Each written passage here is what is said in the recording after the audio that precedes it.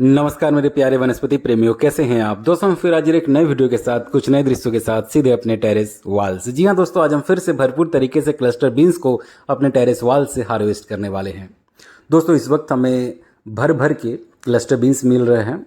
एक एक पौधे में गुच्छों में क्लस्टर बीन्स इस वक्त हमें देखने को मिल रहे हैं और हम निरंतर हार्वेस्ट भी कर रहे हैं। जितने अधिक आप हार्वेस्ट करेंगे उतना ही अधिक इसमें फ्रूटिंग आपको देखने को मिलेगी। दोस्तों ये बिल्कुल सही समय है क्लस्टर बीन्स को उगाने का। आपने अगर अभी तक क्लस्टर बीन्स को नहीं उगाया है अपने गार्डन में तो आप अभी भी उगा सकते हैं। अभी भी कोई ज़्यादा देर नहीं हुई है। आप आने वाले बरसात में इसको भरपूर तरीके से हार्वेस्ट कर पाएंगे। आप ज़रूर इसको लगाएं क्योंकि ये एक एक पौधे में आपको भरपूर तरीके से क्लस्टर बीन्स देने वाले हैं। ये एक ऐसा बहुत ही अद्भुत सा सब्जी का पौधा है जो आपको कभी निराश नहीं करेगा। आप देख सकते हैं हम हर पौधे को बांध दिए हैं और बांधना बहुत ही ज़रूरी है क्योंकि हार्वेस्ट करने में कई बार ये टूट भी जा रहे हैं। हमारे साथ ऐसा हुआ भी है, इसीलिए हम बहुत ही ध्यानपूर्वक बिल्कुल बारीकी से हार्वेस्ट कर रहे हैं। कुछ को तो हम कैंची से काट रहे हैं, कुछ को हम यूं ही हाथों के सहारे ही तोड़ रहे हैं। दोस्तों आप देख सकते हैं कि हर एक कंटेनर में हमने गुड़ाई कर रखा है। अभी पिछले वीडियो में आपने देखा होगा हम किस प्रकार से भिंडी के पौधों में गुड़ाई किए थे। हम हर प्रकार के सब्जी के पौधों में गुड़ाई करते रहते हैं। गुड़ाई बहुत ही ज़रूरी है और इसके साथ ही हमने गोबर भी डाल रखा है। जी हाँ दोस्तों, आप देख सकते हैं हर एक कंटेनर में बिल्कुल ऊपर तक आपको वो भरा हुआ नज़र आ रहा होगा। इसके पीछे कारण है कि गुड़ाई के साथ साथ हमने इस पर ड्राई जो गोबर है उसको भी डाल रखा है। दोनों ही बहुत ही ज़रूरी है। आप समय समय पर खाद डालते रहे और साथ ही साथ गुड़ाई तो इतना ज़रूरी है कि आप गुड़ाई को निरंतर करते रहें, समय समय पर करते रहे, ज़रूरत के हिसाब से आप करते रहे, चाहे तो आप हर हफ्ते करते रहे। वो डिपेंड करता है उस कंटेनर पर, उस कंटेनर का कैसा अवस्था है उसके हिसाब से आपको गुड़ाई करते रहना है। जितने अच्छे से आप इसमें गुड़ाई करते रहेंगे उतने ही अच्छे से इसमें पानी सही से नीचे तक पहुंचेगा और साथ ही साथ आपको ग्रोथ रेट भी हर एक प्लांट में देखने को मिलेगा। प्लांट अगर अच्छे से ग्रो करेगा तभी हमें भरपूर तरीके से फ्रूट भी देगा। और सबसे महत्वपूर्ण बात है वो है फर्टिलाइज़र्स। सॉइल में न्यूट्रिएंट्स कभी भी कम ना हो, इसीलिए समय समय पर फर्टिलाइज़र्स डालते रहें। और इस वक्त हम सभी कंटेनर्स में जो ड्राई गोबर है उसको डाल रहे हैं। आपको मालूम है, आप हमारे पिछले कुछ वीडियोस में देखे होंगे, हम गुड़ाई के साथ साथ ड्राई काउडंग को भी डाल ही रहे हैं। तो दोस्तों और भी कुछ इधर कंटेनर्स हैं। ये सारे के सारे क्लस्टर बीन्स के जो गमले हैं ये इस वक्त हमारे छत के दीवार पर हैं। पूरे दीवारों में हमने एक एक कंटेनर्स में भरपूर तरीके से क्लस्टर बीन्स को उगा रखा है।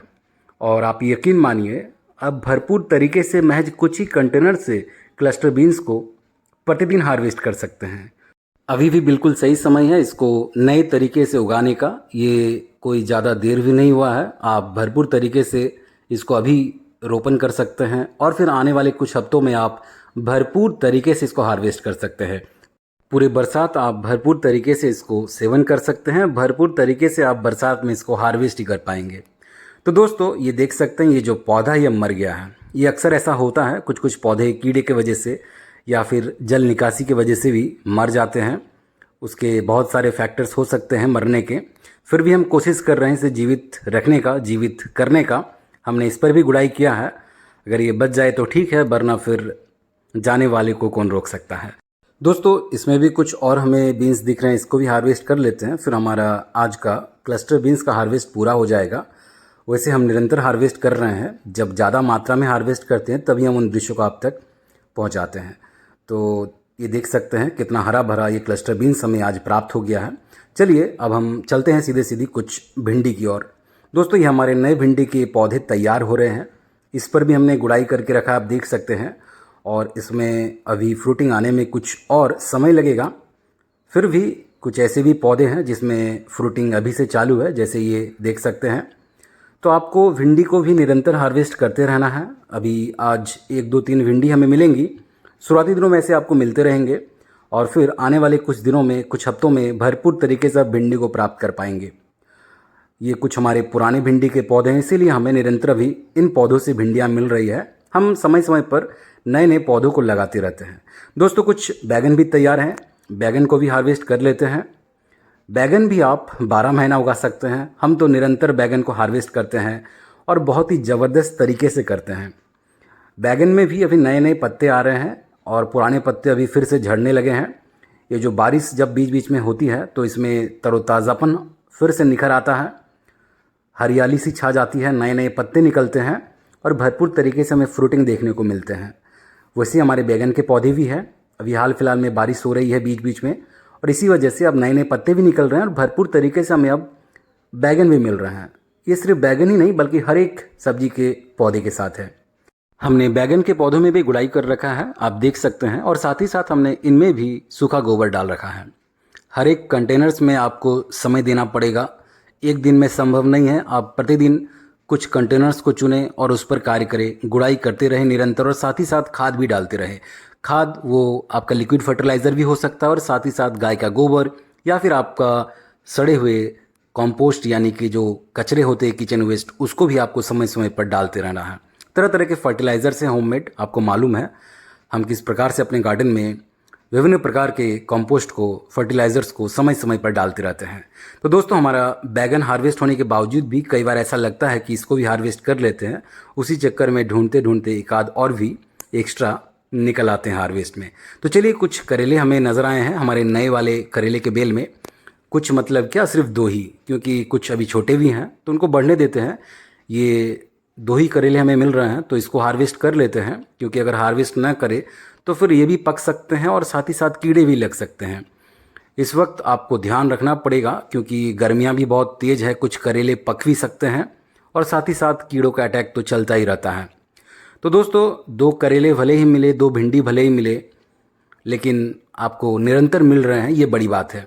आप अगर प्रतिदिन कुछ ना कुछ हार्वेस्ट कर रहे हैं और निरंतर आपको मिल रहे हैं तो फिर इससे बड़ी बात कुछ नहीं हो सकती है। कुछ मिर्च भी हार्वेस्ट कर लेते हैं, मिर्च के साथ भी ऐसा ही है। हालांकि मिर्च का तो इस वक्त हमारे पास खदान सा लगा हुआ है, हम निरंतर प्रतिदिन हार्वेस्ट कर रहे हैं मिर्च को। और जिसकी हम बात कर रहे थे कि अभी शुरुआती दिनों में आपको ऐसे ही कम मात्रा में सब्जियां मिलेंगी, मगर आपको प्रतिदिन मिल रही है, ये सबसे ज़रूरी है। तो और भी कुछ हम मिर्च को ढूंढ रहे हैं, हमें दिख जाए तो हम बड़े मिर्चों को ही हार्वेस्ट कर रहे हैं, वो ज़्यादा और तीखे लगते हैं। और साथ ही साथ हम तो ताज़े ताज़े मिर्च को ही प्रतिदिन हार्वेस्ट करते हैं, इसलिए हम ज़्यादा मात्रा में हार्वेस्ट करके रखते भी नहीं हैं। तो दोस्तों हमारा मिर्च हार्वेस्ट हो चुका है, अब इनको एक जगह पर रखते हैं सारी सब्जियों को।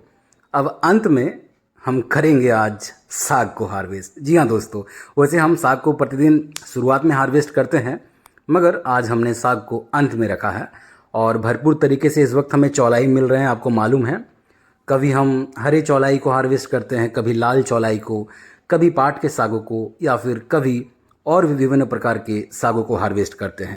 तो दोस्तों जिस प्रकार से हम सागों को हार्वेस्ट करते हैं वैसे ही नए नए सागों के बीजों को आप बोते भी रहे, क्योंकि आपको एक साग के पौधे से उतने बार साग प्राप्त नहीं होंगे, ये आपको भी मालूम है।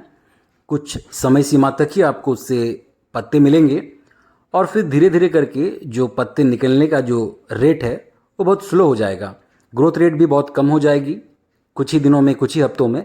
इसलिए नए नए सागों को भी आपको साथ ही साथ लगाते रहना है। साग कुछ ऐसा वनस्पति है जिसको आप हमेशा बोते रहें और नए नए कंटेनर्स तैयार करते रहें, नए नए बीजों को बोते रहें।